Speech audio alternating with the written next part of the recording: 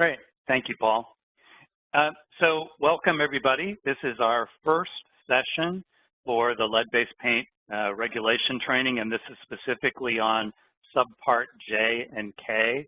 The full title for the regulations is the lead-based paint poisoning prevention in certain residential structures.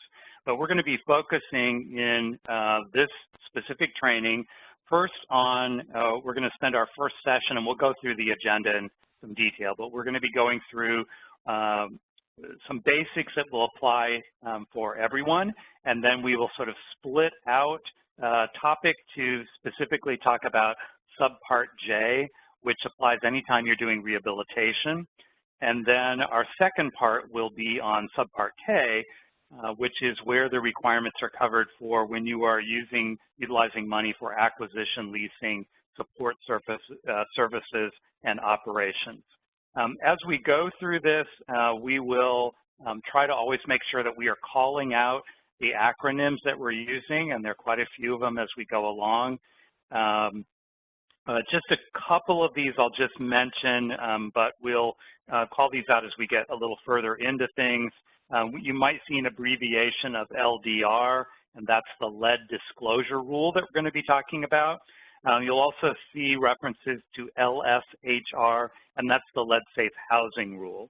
We'll, as we go along, we'll sort of build your knowledge of acronyms as we work our way through this. So first I wanted to start with just a few introductions. You're going to be working with us, hopefully, for up to 4 sessions, so we want you to know who folks are. Chris is going to be my colleague on this. Chris, do you want to do a quick introduction? Sure. Let me see if I can try to turn my camera on, too. Hi, everybody. I'm Chris Richmond. I'm with ICF.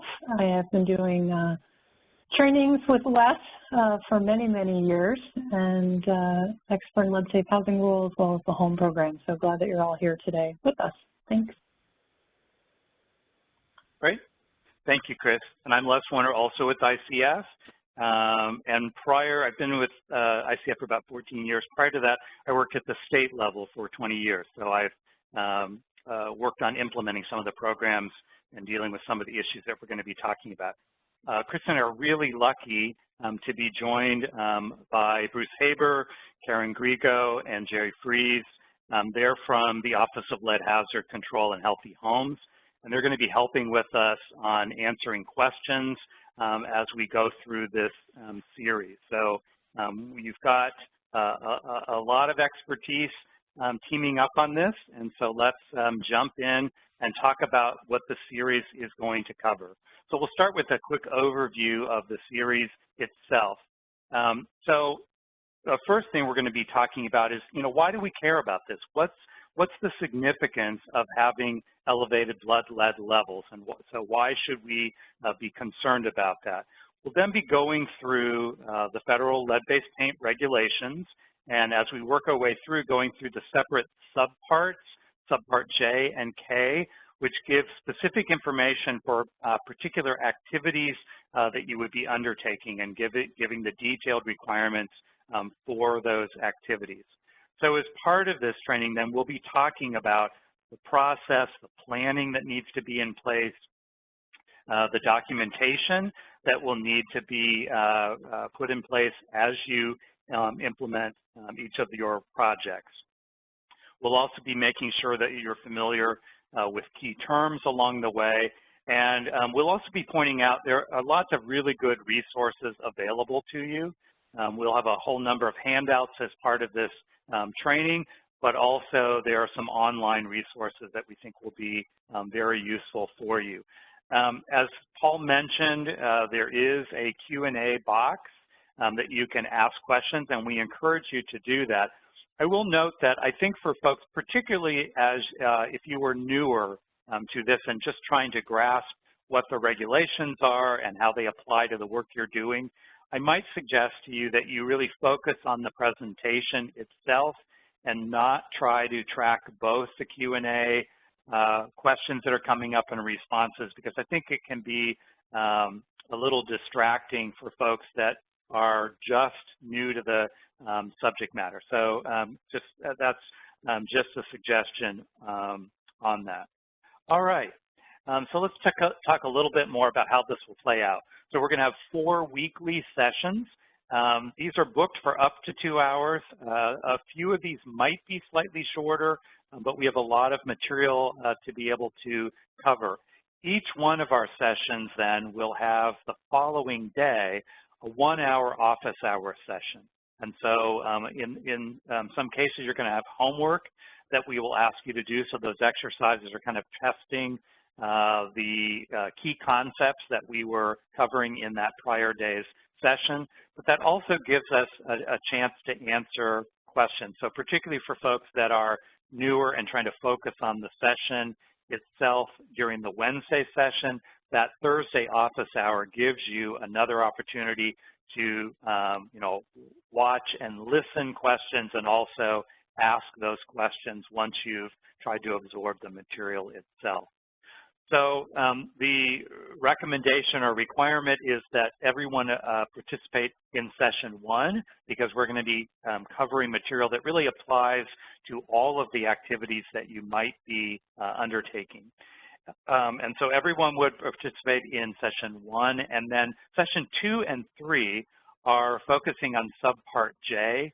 So any activity that involves rehabilitation is going to be covered under Subpart J. So any of you that are operating programs or working on projects that include rehabilitation should be attending session 1 through 3. Session 4 is going to be focusing on leasing, operations, supportive services, and also acquisition without rehab. And so for folks that were working only in those areas, then we would suggest that you attend session 1, today's session, and then session 4. I would think that many of you, through the scope of what your organization is doing, it may make sense for you to attend all sessions. And frankly, if you think that in the future, you might be involved in projects that involve rehabilitation, it would be a really good recommendation to participate in all of those trainings so that you have laid some groundwork of knowledge about what would be triggered if you were doing relocation.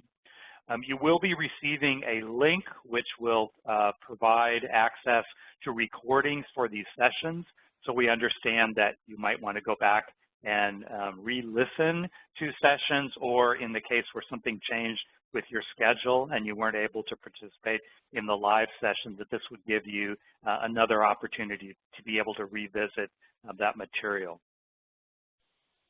All right, so here's the overview of the agenda today.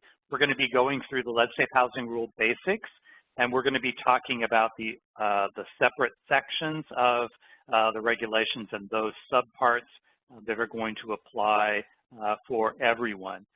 Then in session 2 and session 3, we're going to be, as I mentioned, diving into Subpart J, which applies when rehabilitation is part of that project.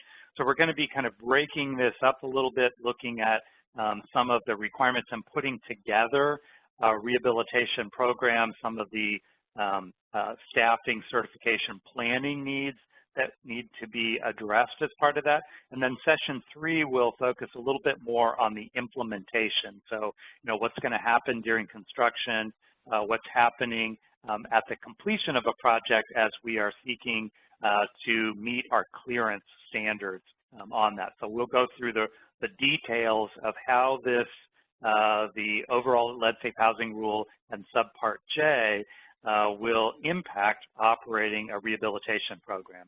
And then in session 4, as I mentioned, we're going to be focusing on Subpart K for acquisition, leasing, support services, and operation programs. So just mention here, if you have home buyer assistance that does not include rehabilitation, then session 4 is going to be appropriate along with session 1.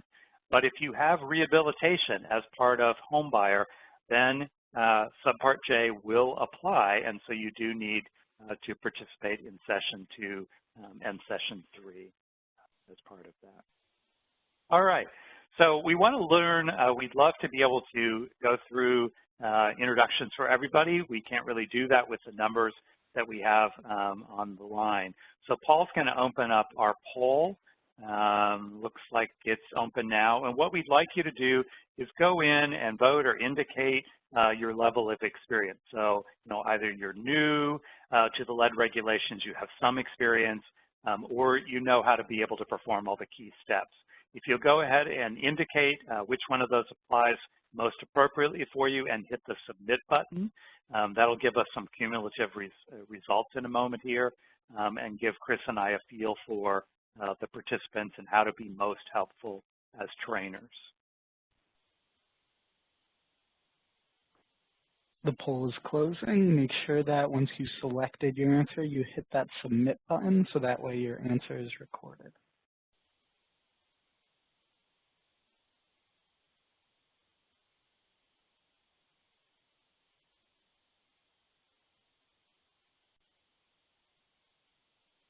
And we have results. All right. So we've got a pretty good mix here. We have some folks that have quite a bit of experience, but we've got kind of a mix between folks that are new and just learning the regulations and some folks sort of in that middle area that have some experience. I think that with the details that we're going to be providing in the training, that should help folks that are new to establish a base knowledge and help answer some of the questions for folks that have a little higher level of experience. And for everybody as part of this, I think this will serve as a refresher and also give you access to some resources that would be important for you. All right, so our second polling question then is the types of programs that you're currently operating.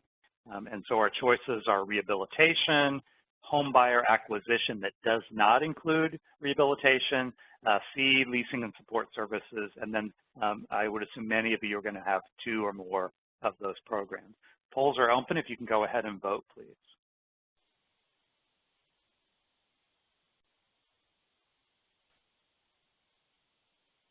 And we'll be closing the poll soon. Again, make sure you hit that submit button once you selected your answer.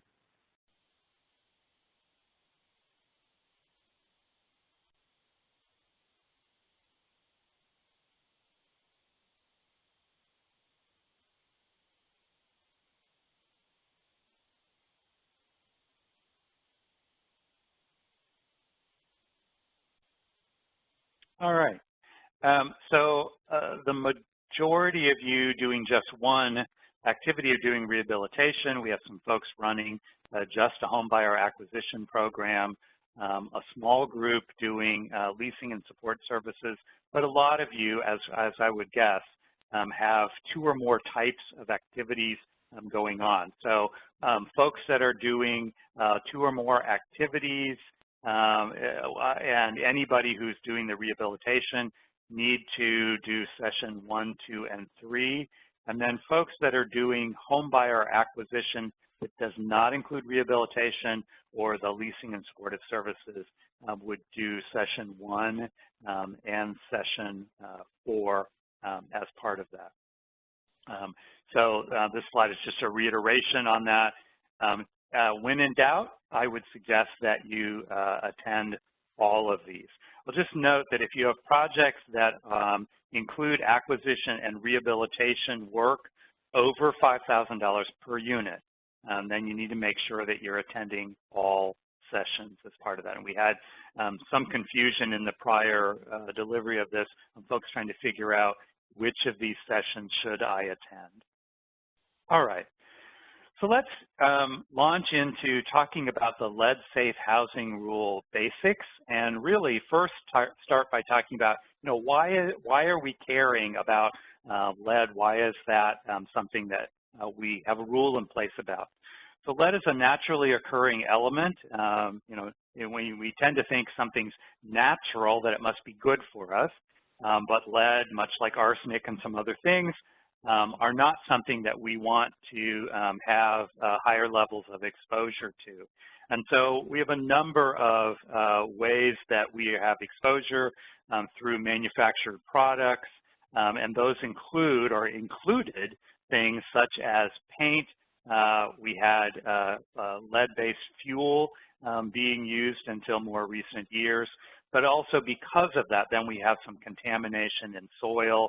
We know potentially about water contamination with piping and other sources on that. And then we'll be talking a little bit about some sources such as industrial or products that would be in your home, like ceramics, batteries, some cultural items, even things such as home remedies that folks were using that might include lead. And so when there are particularly children in households that we find that have an elevated blood lead level, part of that challenge is to try to make sure what's the source of the lead and what can we do about this. Particularly in this session, we're going to be focusing on, as we are funding housing activities, what we can do to make sure that we protect those occupants from that exposure and the impacts from that exposure. So who's really at the highest risk? So number one is children under the age of 6. So their bodies are growing. They have kind of the most exposure. We're going to be talking a little bit about things like hand-to-mouth actions, lead dust in particular is kind of heavy, and we have children that are crawling, and so their contact and possibility of ingestion with lead hazards is a little bit higher than adults. And so they are particularly at risk of impact from that. Also pregnant women. And so a pregnant woman with an elevated blood lead level is exposing that child that is still developing to those hazards. And then part of our focus in this training is going to be thinking about when we are doing construction work. Are we creating hazards? Are we exposing workers to those hazards? So we've got workers in construction, in some industrial fields, that because of the nature of their work have a higher level of exposure, and they might be bringing that home to their family, essentially. And so we'll be talking a little bit about that.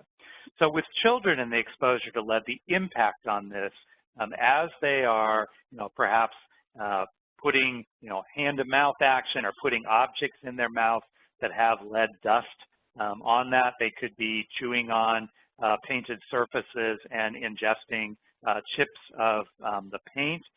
But the impact for that child can then be on things like decreasing the development of their body, so bone and muscle growth, having impacts or damages to their nervous system. It can impact their brain development and essentially their IQ as part of that, along with things like hearing loss, learning disabilities, then damage to organs such as the kidneys, and then you'll see noted also anemia. So all really serious impacts for children, something that we want to try to avoid. So that level of triggering for exposure is at 9 micrograms of lead per deciliter of blood. So that currently is our testing level for a child that has an elevated blood lead level.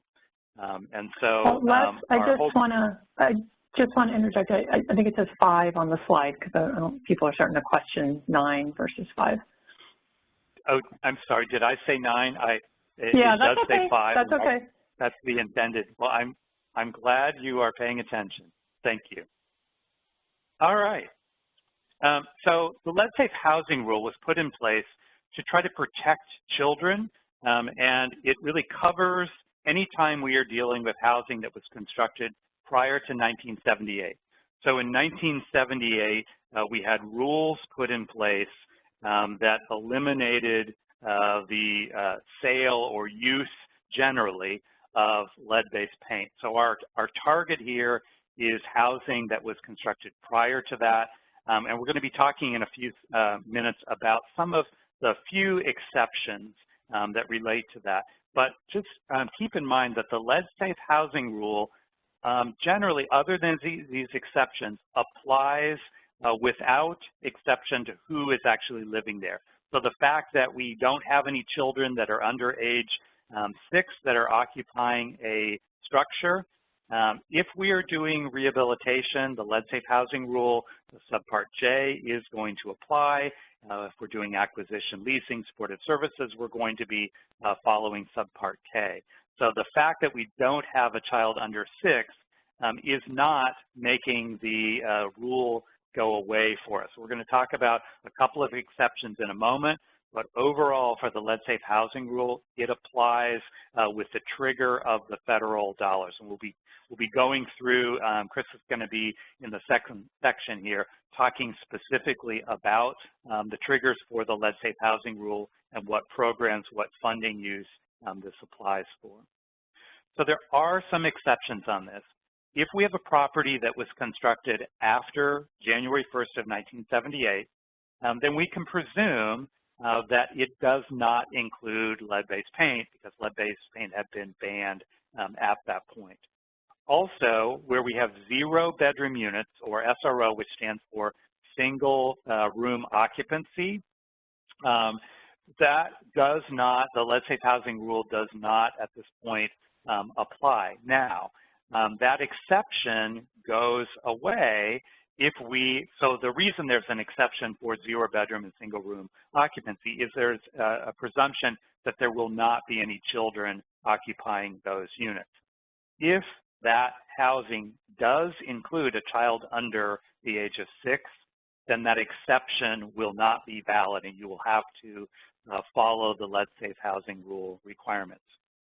Also, housing that's designated exclusively for elderly or disabled. And where we oftentimes see confusion on this is, we have a local program that's running a housing rehabilitation program. And they would say, well, there's 2 occupants of this house.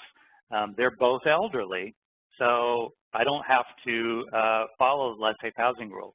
That's not correct. It's only when we're dealing with housing that has been specifically set aside for the exclusive use of elderly or the disabled. So a general homeowner unit that happens to be occupied by elderly or disabled individuals is not falling under that exception. It's only this designated housing. And even in that case, if in elderly or disabled housing, we have a child that's less than 6 that's residing in that unit or expected to reside there. So when we talk about expected to reside there, we mean that a lease has been signed and they are going to be moving in to that unit, or we could have a pregnant woman, and so we're expecting that there's going to be a child under 6 that's going to be joining that household. Our last exception here is when we could have a pre-1978 unit that had been inspected and it was determined that there was no lead-based paint in that unit, or where we have documentation that all lead hazards have been removed from that property and that they have acceptable clearance testing that has been done for that unit. So in the absence of the documentation to meet one of these requirements, you would need to be implementing the lead-safe housing rule and the appropriate subpart that would apply for the type of activity that you are undertaking. In some cases, we might have an unoccupied property that you're going to be working with to demolish, and you're going to keep it unoccupied, so you would not need to follow the lead-safe housing rule because we're not going to have any occupants that we're protecting. And there may be some cases where you're taking some kind of emergency action. So maybe you have a structure that has been damaged in some kind of natural disaster. Maybe you have some kind of structural issue has happened that needs to be addressed to keep the building from collapsing. That emergency action itself could be done outside of the lead-safe housing rule. But when you then go to do the rest of that job, so the rehabilitation of that property, that will need to follow the lead-safe housing rule. It's just that emergency action that would be exempt from those regulations. And then I'll just point out, and this is for right now, this is particularly important, Subpart K, which we'll be talking about in much more depth in our fourth installment on this, includes where we have leasing assistance. And so right now, because particularly of COVID, we have a lot of funding being providing emergency rental assistance and foreclosure prevention assistance.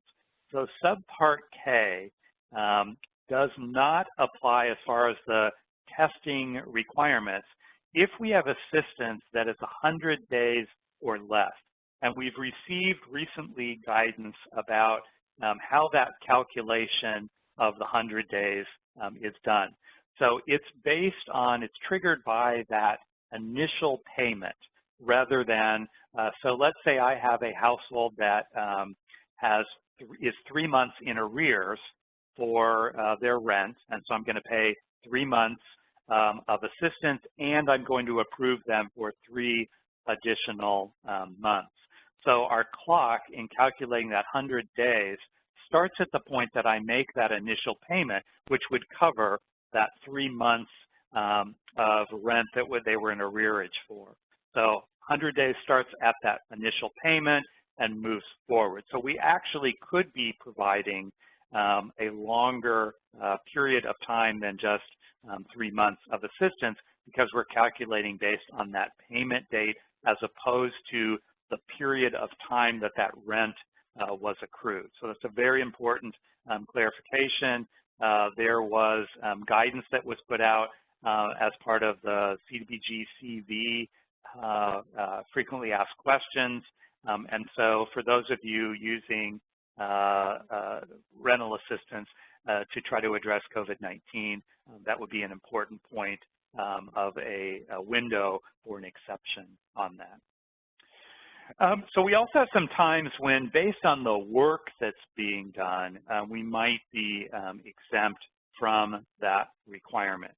So in cases where we have, our work is not actually going to disturb a painted surface, and we have to be kind of careful about how this is actually being used. But so for instance, if I was doing some kind of emergency repair maybe, where I was replacing the HVAC system. So I'm replacing furnace, connecting it to existing ductwork.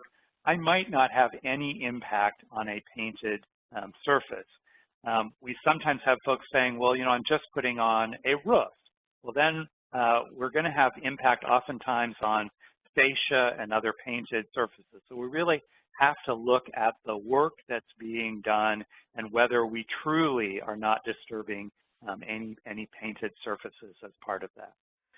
The LSHCH housing rule also includes some de minimis levels, which if we meet that criteria for the de minimis levels, then we are only required to do safe work practices while we're doing that. So for 2 square feet of interior space, or also for 10% of a small component type. And that's really when we think about a component type like maybe woodwork, where it's really not, it's not laid out in a way that would be easy to measure based on a 2 square foot requirement. We would be looking then at a percentage of that component type. When we're talking about the exterior, we could then fall under the 20 square foot of exterior work.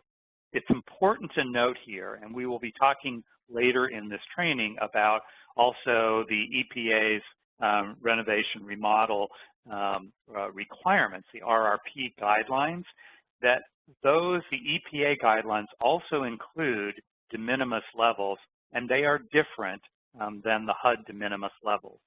So when we're working on a project and we're trying to operate within the de minimis levels, we need to make sure that our staff, our program, and also our contractors understand that if this is a HUD-funded project, then the HUD de minimis levels are going to be what are going to apply for this.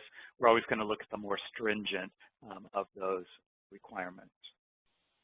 So at this point, I'm going to turn things over to Chris. Chris, is there anything that we want to call out before we switch trainers here? Somebody was just asking about the interior space. So if you want to go back a slide. Yeah. In regards to the 2 square feet per interior space, they were just looking for some clarification on that. So for instance, let's say I'll use the example of, I don't know, we're switching out some electrical outlets. And so our workspace, we could measure it out on the wall where we are going to be disturbing a painted work surface. If that is less than 2 square feet, then we can say, okay, so we're not triggering this. We are not required to do lead safe work practices. I would suggest you follow lead safe work practices. But it's really looking at that particular work area and doing a measurement to make that determination. Great. There's some other questions that I think we can probably answer those later on when we get to the end of today's session. All right, thanks, Les. Let me see if I can turn my camera on. It wasn't turning on before, but let's see. Oh, looks like it's on now. All right, I'm going to get started. All right, so we today and the next couple weeks, we are going to be talking about 2 different federal regulations. We're going to be looking at HUD's lead safe housing rule, which is found at 24 CFR Part 35. And then we're also going to be talking about EPA's rule, and this is found at 40 CFR Part 745. So if you're new to the regulation, CFR stands for the Code of Federal Regulations, and all of HUD's regulations are found at Title 24, and EPA's regulations are found at Title 40. So that's why you'll see those numbers at the front of each of those. There's a number of different requirements that we're going to go through. First, just to show you Subpart A, the lead disclosure rule. This is identical to EPA's disclosure rule. That's why we have those 2 yellow arrows there together. They're actually word for word identical. And then under HUD's rule, we have our Subpart B. This is where our general lead safe housing rule requirements and definitions are provided. Then we have our actual subparts. So we have Subpart H, that's for project-based assistance. We have Subpart J, which is for rehab. We have Subpart K, which is for acquisition, leasing, supportive services, and operations. Those are the 2 main ones that we're going to be focusing on during our webinars. We have Subpart L, which is for public housing, and we have Subpart M, which is for tenant-based rental assistance. So each of those different subparts are also identified within the regulations. And then we have Subpart R, which is our lead safe housing rule methods and standards. And you'll see we have a little connection here to some of these in EPA as well. So Subpart R in HUD's regulations are the what. What are the evaluation requirements? What are the lead hazard reduction requirements that need to be carried out? And then for EPA's rule here, Subparts D, L, and Q, this is the who. What are the standards? What are the certifications for the abatement supervisors or the workers or the risk assessors or the inspectors? So HUD is telling you what needs to happen, and the EPA rule is telling you who can do that kind of work. What kind of certifications do they need to have? And then this last rule over here under HUD's rule is Subparts E and Q. This is the renovation, repair, and painting rule. You'll hear less and I refer that as the RRP rule. And the RRP rule minimizes exposure to dust and safe work practices. So we just want to tell you about all these different requirements. We'll be going through these and referring back to them through the next several weeks. And then we do want to alert you that there were some changes about 1.5 years ago where EPA lowered the dust standards for certain areas on the windows, on the floors. We're going to be talking about those when we get into Module 2. All right, as I mentioned, there are different sections of the regulation. Subpart A, we'll be talking about disclosure. We're going to be referring to B, the general definitions. We're not going to be going over these other ones here. If you work with project-based assistance or you work in tenant-based rental assistance, or public housing. We did do some training in the summer of 2019 for the amendment, which is the elevated blood level amendment. And so those are listed on the HUD Exchange. When you go to the Lead-Safe Housing Rule page, you can find those trainings, and so you can get up to speed on that. But our focus really on the next couple weeks is on J, which is rehabilitation, and K, which is acquisition, leasing, support services, and operations. You might also hear Les and I refer to Subpart K as also, because if you take the first parts of each of these areas, we come up with also. Right, so this is a list. It's not an exhaustive list, but it's a pretty good list of the HUD programs that trigger Subpart J, which is rehab of the Lead-Safe Housing Rule. You see we have Community Development Block Grant, we have the Home Program, or Housing Trust Fund Program, we have HOPWA in here, Emergency Solutions Grant, Continuum of Care, the SHOP program. So if you are doing any kind of rehab with these different programs, then Subpart J is triggered. And then we have our Subpart K. Again, not an exhaustive list, but it does show the HUD programs that trigger Subpart K for acquisition, leasing, support services, and operations. You'll see there's a lot of overlap from J as well. We have our Community Development Block Grant, we have our Home Program. Again, we have our Housing Trust Fund Program, our Continuum of Care, Emergency Solutions Grant, our HOPWA, our SHOP program. So you can see that there's a lot of overlap where if you're working in these programs, K will apply if you're doing acquisition, leasing, support services, or if you're doing rehab, then J applies. So while identifying the program is important, it's really critical for you to keep in mind what are you using the funding for? What kind of activity are you undertaking? Are you undertaking rehab? If that's the case, then you need to follow Subpart J. If you're undertaking any kind of acquisition or leasing or support services or operations, then you need to be following Subpart K. So on the previous slide, we saw regulations, and this slide gives a little more overview about what each one is. So this first one, the disclosure rule, this was found at Subpart A for the HUD rule and the EPA Subpart F as in Frank. It's for both assisted and non-assisted pre-78 housing. All right, we have a couple slides that'll go into what the disclosure rule is. And then we have the Lead-Safe Housing Rule. The Lead-Safe Housing Rule applies to almost all federally assisted and federally owned housing built before 1978. We also have this amendment here, the elevated blood level amendment that was put into effect in 2017. The EBLL is not implemented in Subparts J and K. So we're not going to go through what the EBL requirements are because they are triggered for Subpart L, public housing, Subpart H, project-based assistance, and Subpart M, tenant-based rental assistance. We have a summary chart, and you'll see on that summary chart line, there's a no next to whether EBLL requirements are triggered or not. So we do not need to follow the EBLL requirements for Subpart J or Subpart K. And then we have EPA's Renovation and Repair Rule. This is the RRP rule. It applies to almost all target housing, public and private, that's built before 1978.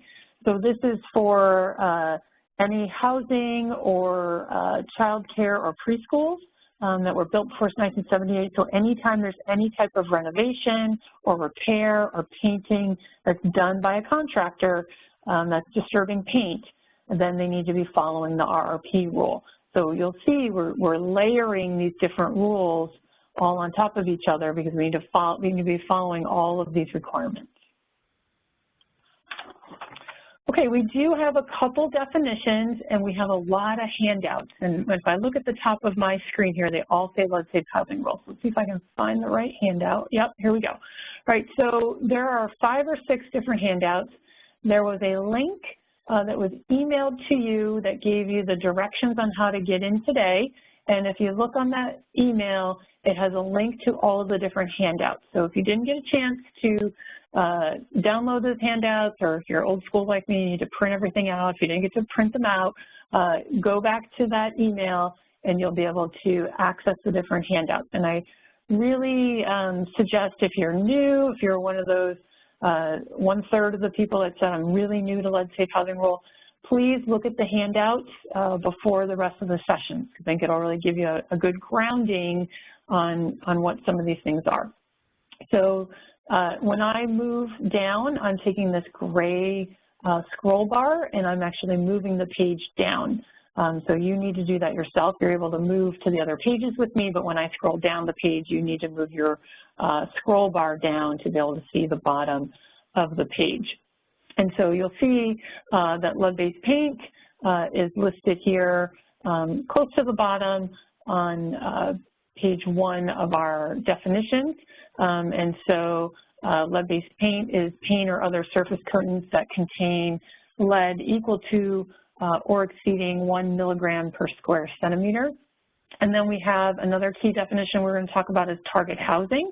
And target housing is any housing that's built before 1978 with some exceptions. And those exceptions would be housing exclusively for the disabled, or housing exclusively for the for elderly, or 0-bedroom units. And like Les said, those are even not considered exceptions if they have children under 6 living in them. So most of the housing that we're dealing with today is target housing, so it's any housing built before 1978. And then we have our lead-based paint hazards. And our lead-based paint hazards are any conditions that cause exposure to lead from deteriorated lead-based paint, or from dust with lead levels at or above the dust lead hazard standard, or from soil with lead levels at or above the soil lead hazard standard.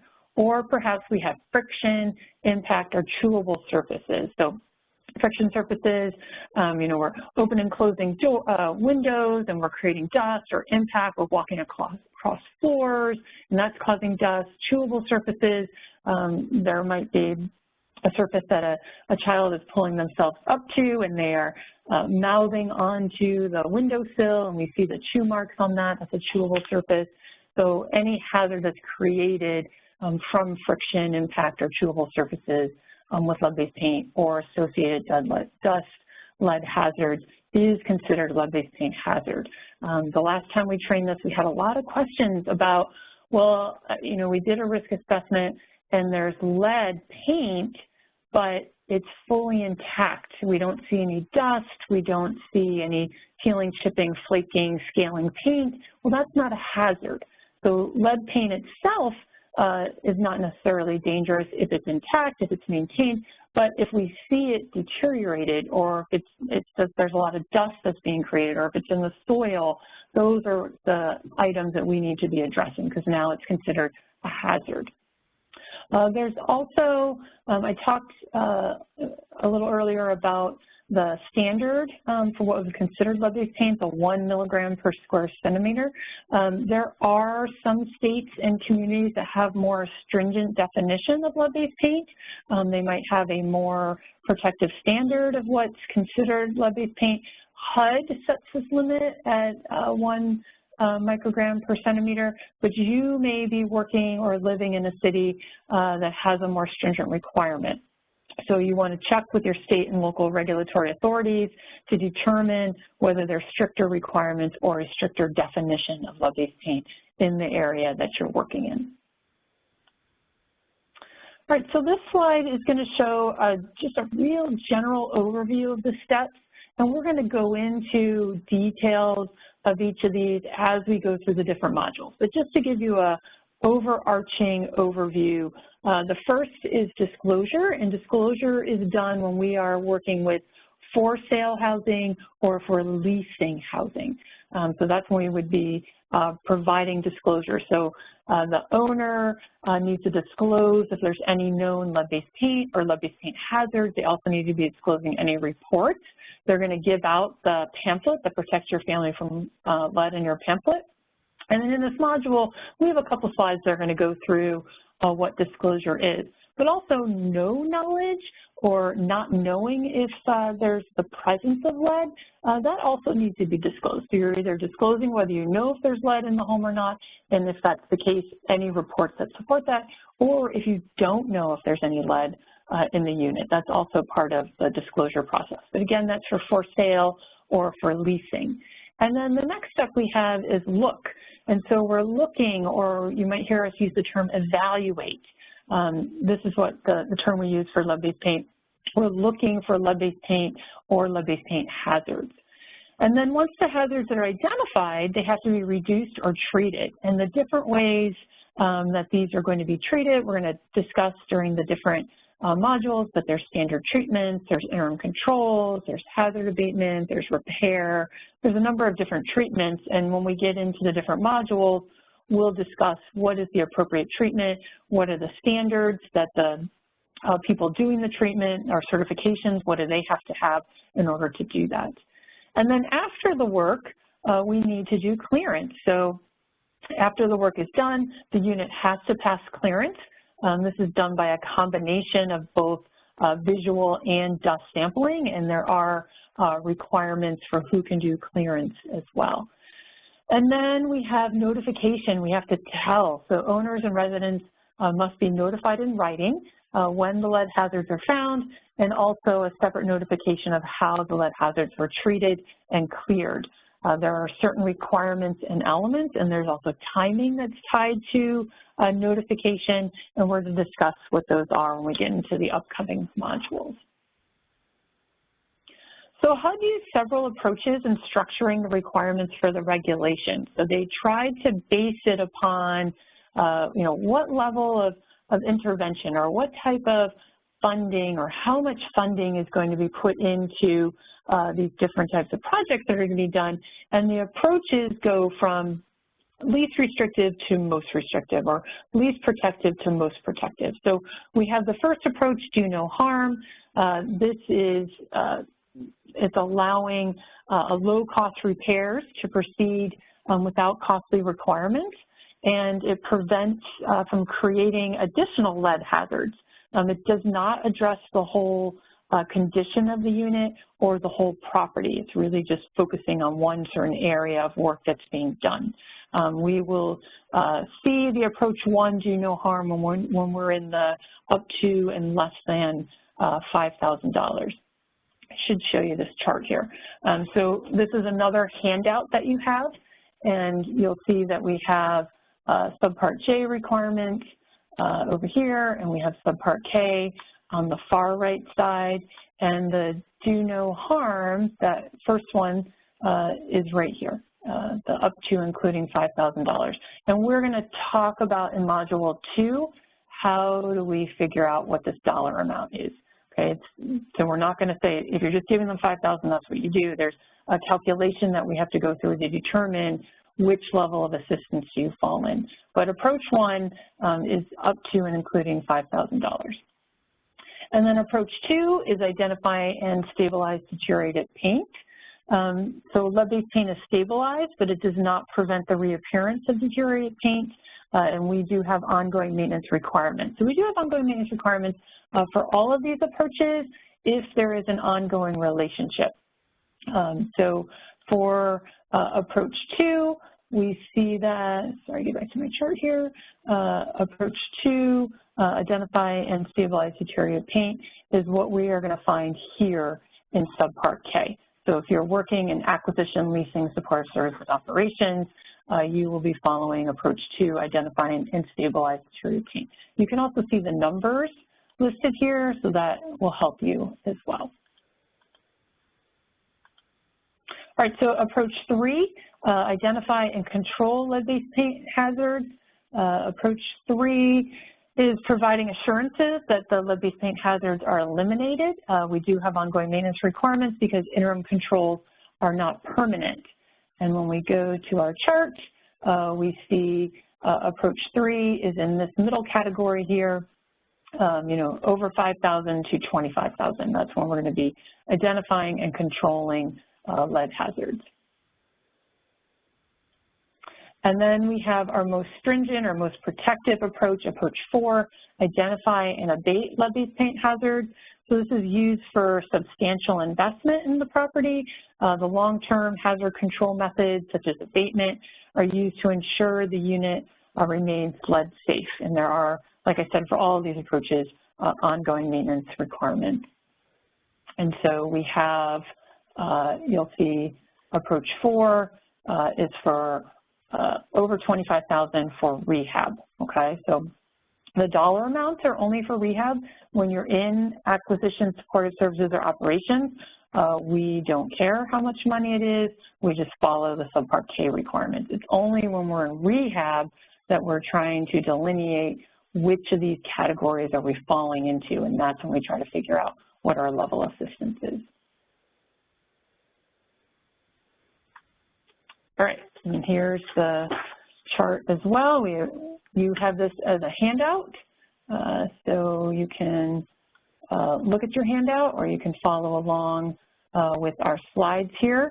So again, I'm not going to go into each detail of these categories because we're going to do that when we get into Subpart J next week and the week after, but just so you can see, we did go over the approaches. We went over the notification. That's our telling people what we need to do. Our looking is the lead hazard evaluation. So are we doing paint testing? Are we doing paint testing and a risk assessment? We're going to talk about what those all are later on. We have what kind of treatment are we doing? What is the lead hazard reduction that needs to be done? What kind of ongoing maintenance requirements do we have? You can see here there's ongoing maintenance requirements for rehab, for home rental only. And then elevated blood level requirements, the EBLL. We do not have elevated blood level requirements for Subpart J, okay? So that's not something you need to be concerned about. And then we have different options. So pretend you did not want to do paint testing, then you could presume that there's lead-based paint. You would also then do different treatments if you were presuming. So we have lots of options here. We're going to talk about each of these different categories and what all these mean for Subpart J when we get together next week and the week after, and then we will discuss all of these as well for Subpart K the last week where they're together. So again, for Subpart K, you see we have our approaches, and we're following approach 2 for both acquisition, leasing, support service, and operations. The only difference that you'll see between these two columns here is the ongoing maintenance. So is there ongoing maintenance? There is no ongoing maintenance if there's no ongoing relationship. So let's pretend you used your home money for down payment assistance. You don't have an ongoing relationship, so you do not have ongoing maintenance requirements. If you have an ongoing relationship, which is always the case for leasing, support services, and operations, then we do have ongoing maintenance requirements. And we have slides that are going to talk about what these ongoing maintenance requirements are. So don't panic. We're going to go into great detail about what those are as well. All right, let's do a knowledge check. Now, if you were paying attention to Les, this one's probably going to be pretty simple because he did use an example similar to this when he was explaining things. So this is going to show up as a poll. So the scenario is Mr. and Mrs. Jones lives in the Franklin Farm neighborhood. It's a single family subdivision, so just a regular neighborhood. And the Jones are in their mid-70s. They want to have their 1940s home rehabilitated through the city's home program.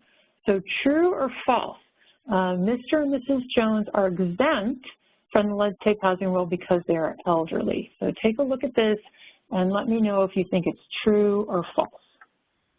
And then after you click true or false, please push the submit button.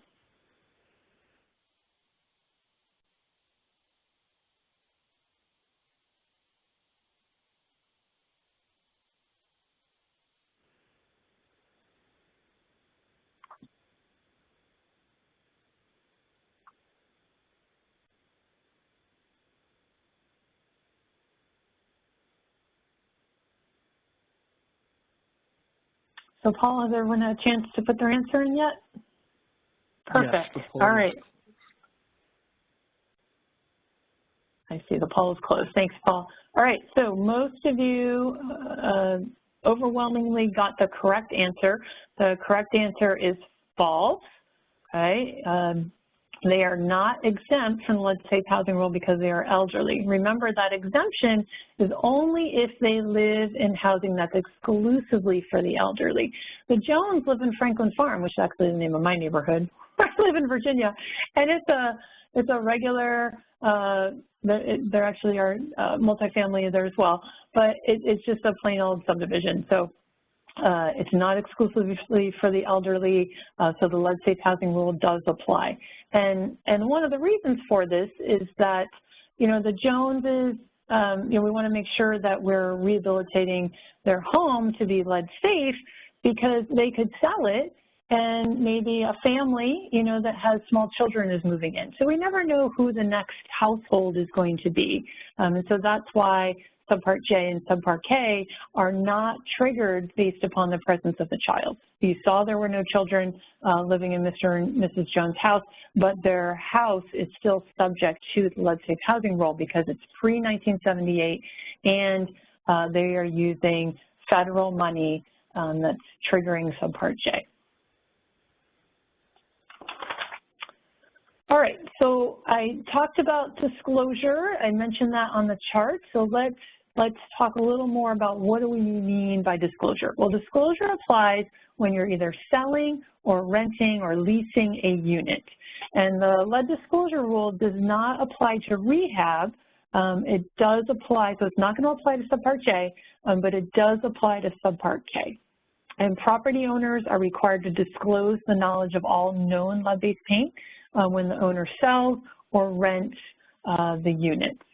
And we're going to provide you with a really brief overview of disclosure and what you need to comply with disclosure for the lead-safe housing rule. So disclosure has been in place since 1996, so this should not be new to anybody. This pamphlet should look really familiar to you. You are able to access this pamphlet from the HUD website, from the EPA website. It's in multiple languages, but the reason we do disclosure is to provide information about lead-based paint and lead-based paint hazards. And so the owner is disclosing any known lead-based paint or lead-based paint hazards in the unit or common areas servicing the unit. The owner also has to disclose if they have no knowledge of lead records or reports. So it's going to apply to almost all pre-78 for sale or rental units, so that's going to fall within our Subpart K. Like we said, they're going to hand out the they're going to hand out the pamphlet. It's going to provide the warning statement, and they are providing any reports or records that are going to help support whether they know if there's any lead-based paint or lead-based paint hazards. This does need to be done before the contract is signed. So if a tenant is renewing a lease and the owner has new information about lead-based paint or lead-based paint hazards, the owner does need to provide a new disclosure notice to that tenant. So that's only required if there are new updates or new information about any lead-based paint or lead-based paint hazards. We also have a disclosure handout. Let's see if I can find it. Okay, so we have a disclosure handout. Again, this is one of the links that was provided to you. This will just goes in a little more detail about the background of the disclosure rule, if this is new to you and you're not really sure how it relates or how you implement that. So we have a nice handout for that for you as well. So again, as I mentioned, this is for sale and rental units. It's not really applicable for rehab. There are many times when disclosure is exempt. It's exempt, these exemptions are found at 24 CFR 35.82. So disclosure is exempt if the unit is in foreclosure. If the sale of target housing at foreclosure, we would not need to do a disclosure notice. If the unit was found to be lead-based paint free, and this was found to be lead-based paint free by a certified inspector who's under a federal certification program, or the inspector who's federally accredited, by a state program or a tribal certification program. So we can't just have anybody say it's lead-based paint free. It has to be done by a certified inspector. We can also not have to do disclosure if we have a short-term lease. So if we have a lease that's 100 days or less, where there is no renewal or there's no extension that's going to occur, we would not need to do a disclosure notice. And then for rentals of existing leases in which the leaser already disclosed all information and no conditions have changed. So if this is previously disclosed, we do not need to give another disclosure notice. So this is a copy of the wrong disclosure notice. It's very common when HUD goes to monitor for them to see that a program is using the wrong disclosure notice. So this, watch out for lead-based paint poisoning. This is not the correct notice. The correct form, we have a copy on it here. The correct form is the disclosure of information on lead-based paint and lead-based paint hazards. So this can be found on HUD's website. It can be found on EPA's website. There is a form for sale housing, and there's another form for rental housing. So depending on whether you're doing rental or for sale, there's two separate forms. So you want to make sure you're using the correct form. And if you are working in a state that's either Massachusetts, Rhode Island, or DC, there are elements that have to be of a modified form that have to be used to be added to the disclosure notice. So if you're working on one of those three states, you want to check that out.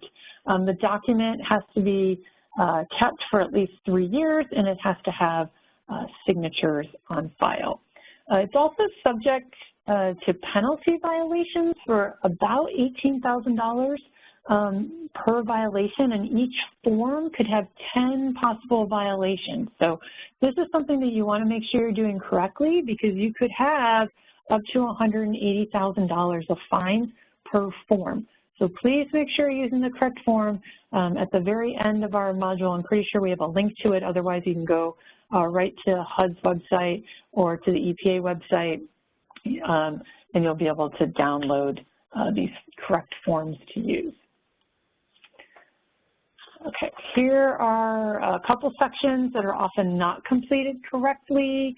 You can see up here, this is where you identify if you know if there's lead.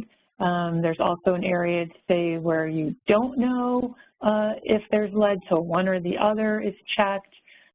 We need to make sure that the timing is done correctly, so we want to be looking at the dates. So we need to ensure that the disclosure was given before the contract is signed, not after the contract is signed.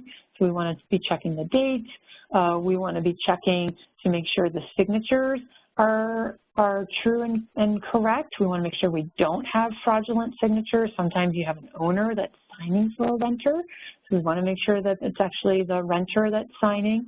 And then if there were hazards that are disclosed, that there are actually reports that are being disclosed as well. So we would have some copies of reports that would follow along with that disclosure notice. So we want to be checking for all those things in your files. All right, so let's talk a little bit about documentation. So this is just a sample form. It's something that you could use for your files. You could use it to document and determine if the lead-safe housing rule applies to your project. We do have a link to this form. When you download the slides, you'll be able to access this link. Les and I, in partnership with HUD, are working on a toolkit. So we're close. I would say maybe in the next 2 months, we'll have this toolkit up and available on the HUD Exchange, and you'll be able to walk through your different sections, so Subpart J, and determine whether this applies to you or not, or Subpart K, depending on which subpart you're following, to be able to use the lead screening workshop or the lead screening worksheet. So something to look forward to, but we do have this particular worksheet available, and this is a good way for you to document, because maybe the property was built after 1978 and it's exempt. And so when HUD comes to monitor and they don't see any lead documentation in the file, instead, you should have a screening sheet similar to this that says, oh, we did check to see if the lead rule applies, and it was built in 1983, and we know that properties built after 1978 are exempt, and so we've checked it, and we've checked this box, and we've put it into our folder. So just a couple different ways to document that you're actually screening for lead-safe housing rule. One of the keys to meeting compliance is having proper documentation. There is a lot more documentation for the lead-safe housing rule than the EPA renovation, repair, and repainting rule.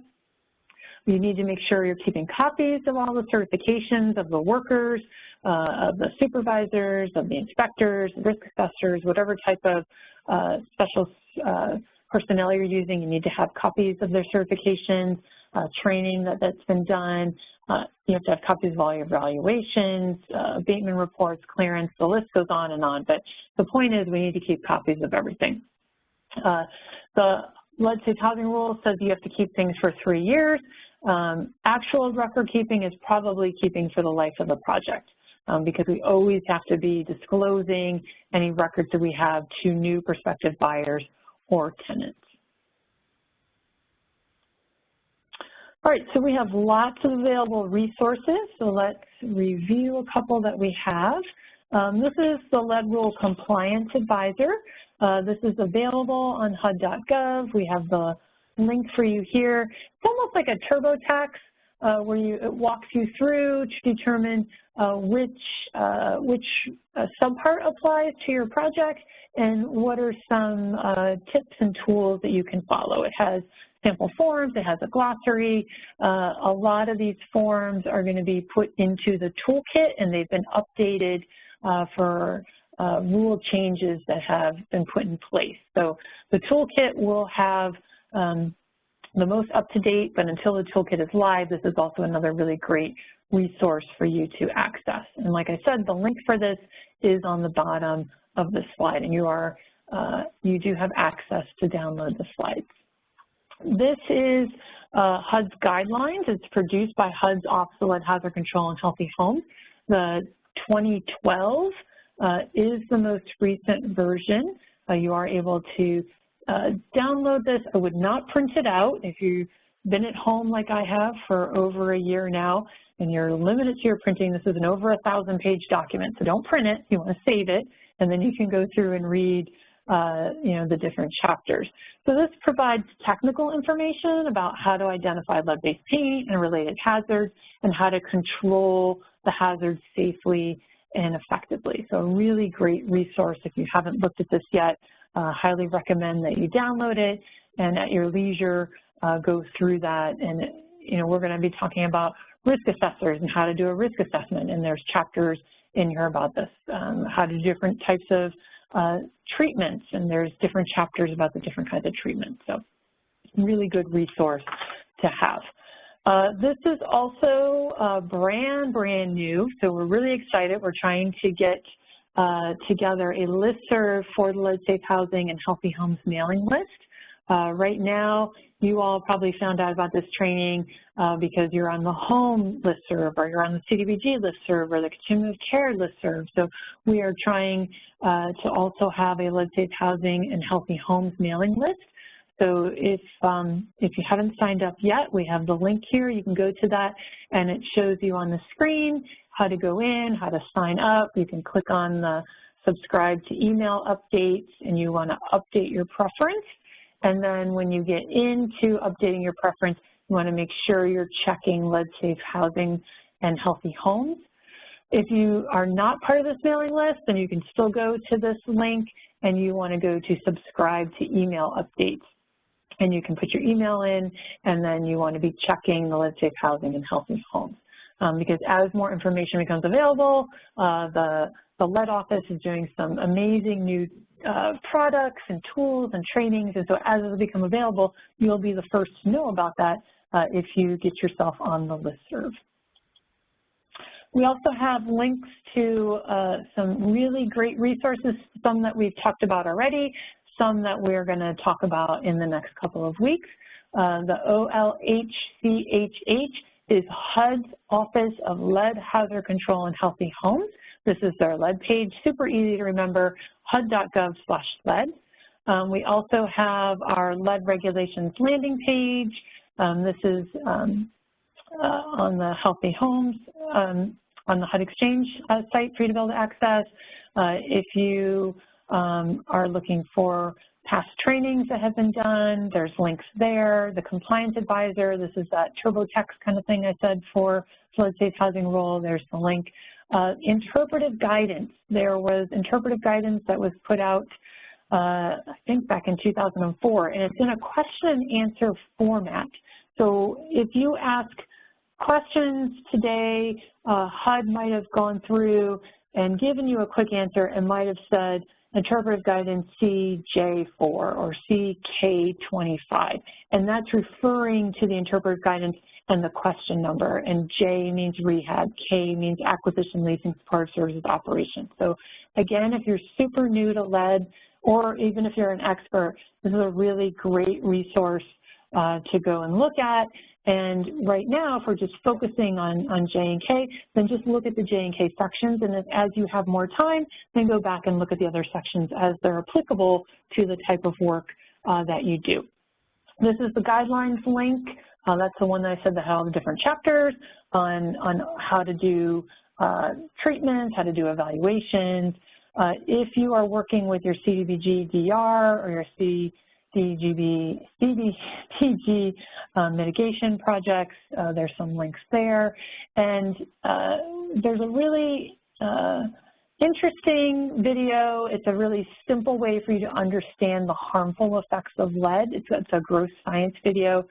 We didn't have the capabilities to play it for you today, but if you aren't quite sure of what the hazards of lead are and you have a couple minutes, it's an interesting video to watch. And it makes it really simple, but it's very eye-opening to be able to see how dangerous lead is, not only to children, but to adults as well. And then if you ever have a problem, or if there's a question that's a little too complicated, because you know you've probably found already in the Q&A box, you're limited to the number of characters that you can actually type in. If you have a really complex problem or question, always feel that you can contact your HUD staff at the Office of Lead Hazard Control and Healthy Homes, and their email is listed right here, leadregulations@hud.gov. So last questions we should go over before we repeat what we're doing the next couple weeks? The only one that I was going to suggest that we mention, Bruce gave a really good answer. We had a question about documenting de minimis, and his suggestion was, taking a photograph with a ruler included in the photo so that you had documentation of showing that that met the criteria for being within the de minimis rule. So particularly when we're talking about that 2 square foot de minimis rule, that would provide you the kind of documentation that would be needed. I think most of the other questions we probably will end up going into greater detail when we're particularly in the next 2 sessions on Subpart J. So I think a number of those will be answered in that way. I think that probably covers it. Okay. So just to remind people what we're going to be doing, we just finished today, session 1. If you have friends or colleagues who didn't get a chance to watch today's session, it will be posted. It usually takes 4 days or so it should be posted before next week's session, but it will be available there. Next week, we are diving into rehab planning, and then the week after that, we go into rehab construction phase. Now, session 3 builds upon what we talk about in session 2, okay? So it is critical that you attend both sessions. If you miss session 2, please try to watch the recording before you come to session 3, because we're going to talk about how to determine the level of assistance. We're going to talk about what RRP is and some really critical things that you're going to need to know as we dive into session 3. And then session 4, we're going to be doing Subpart K, acquisition, leasing, support services, operation programs. We would love for you to come to all the sessions with us if you have time and availability to do that. Just to repeat to everybody again, if you're doing rehab, you come to sessions 2 and 3. If you are doing acquisition, homebuyer assistance, leasing, support services, and operations, you are attending session 4. If you are doing acquisition and rehab and your level of assistance is over 5,000, then you need to be following Subpart J.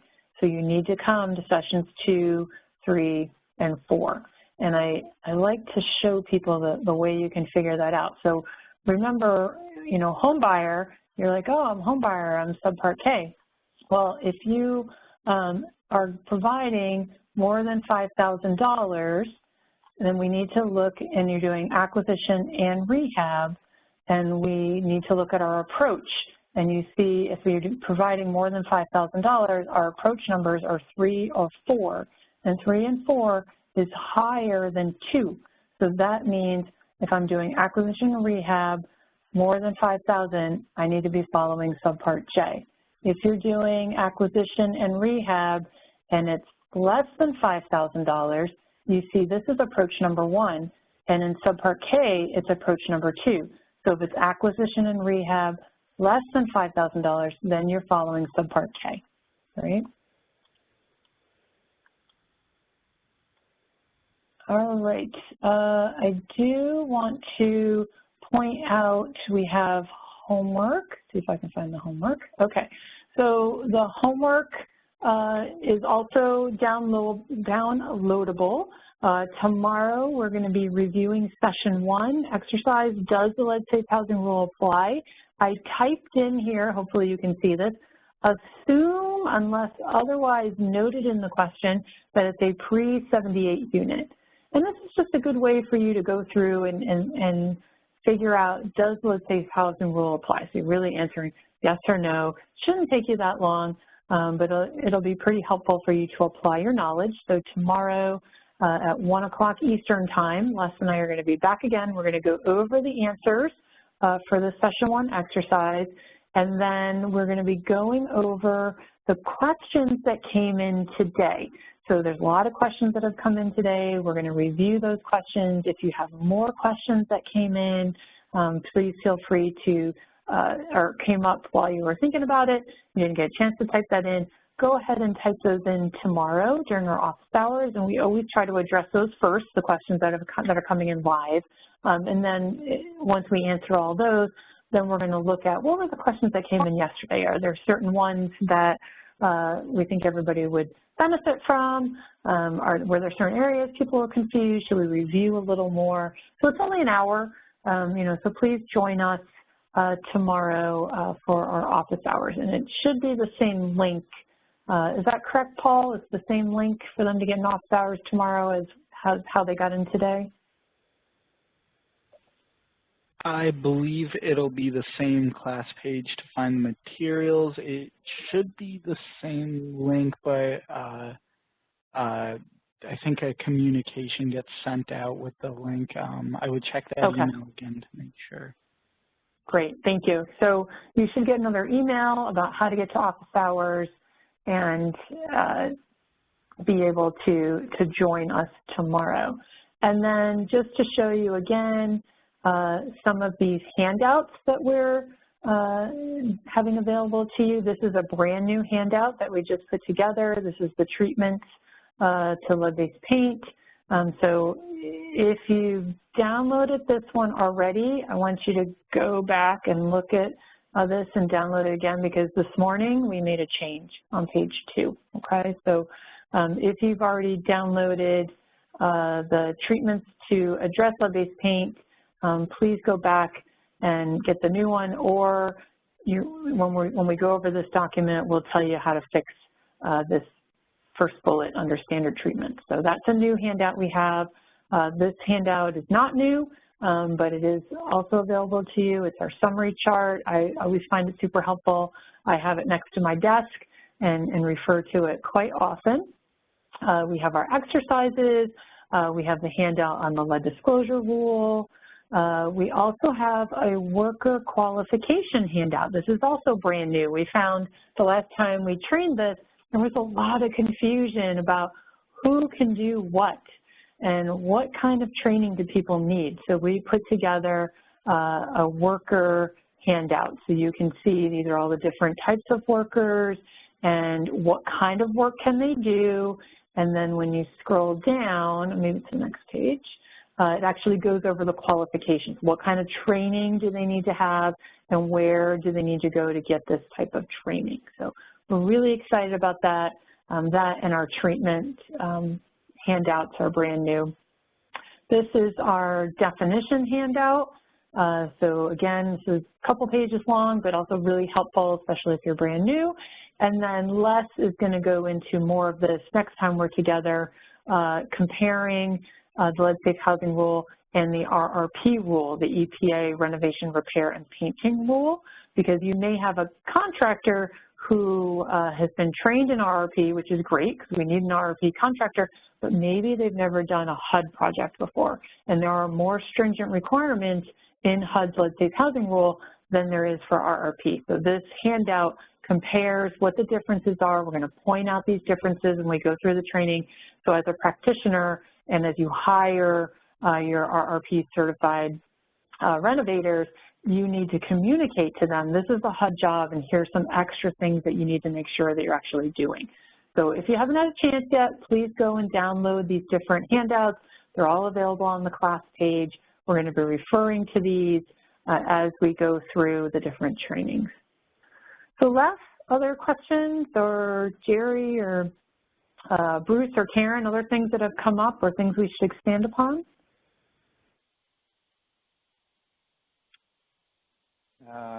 They're asking for, since we've had a couple of questions, folks are asking if it's possible to resend the link for the documents. I think that might be a good idea. I don't know if Paul, that's something you can send out, but that would solve, we've got questions about downloading the homework and also about the link for all the documents. So I think if we have a way to simply resend that to everyone, that would probably be really helpful. Thanks. Other questions or areas? I know we were done a little early.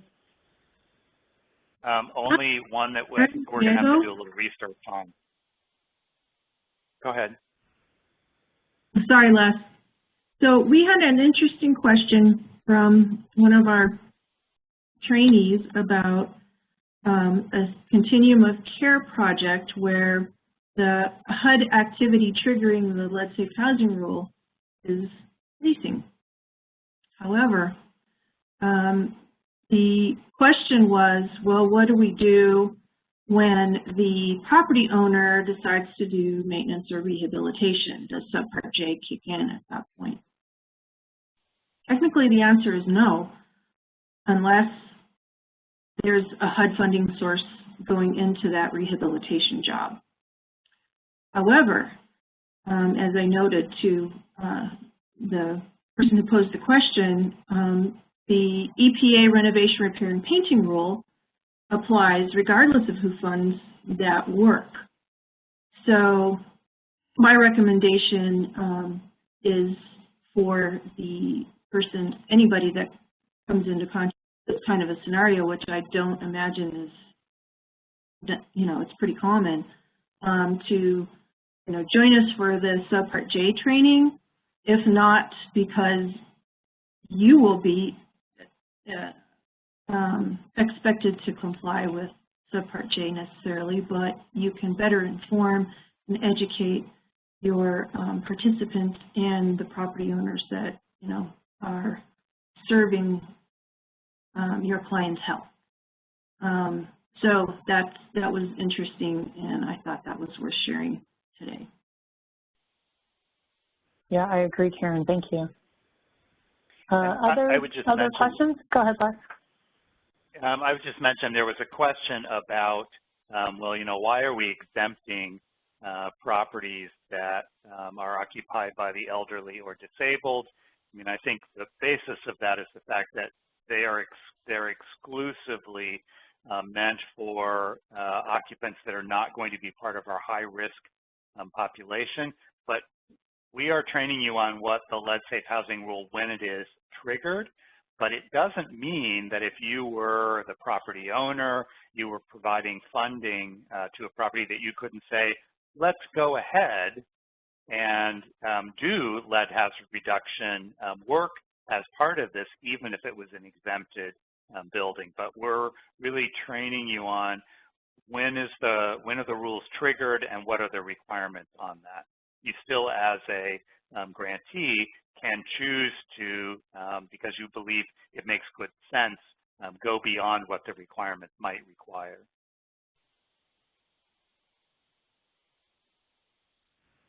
Great. Anything else? My HUD team, anything else you want to share today?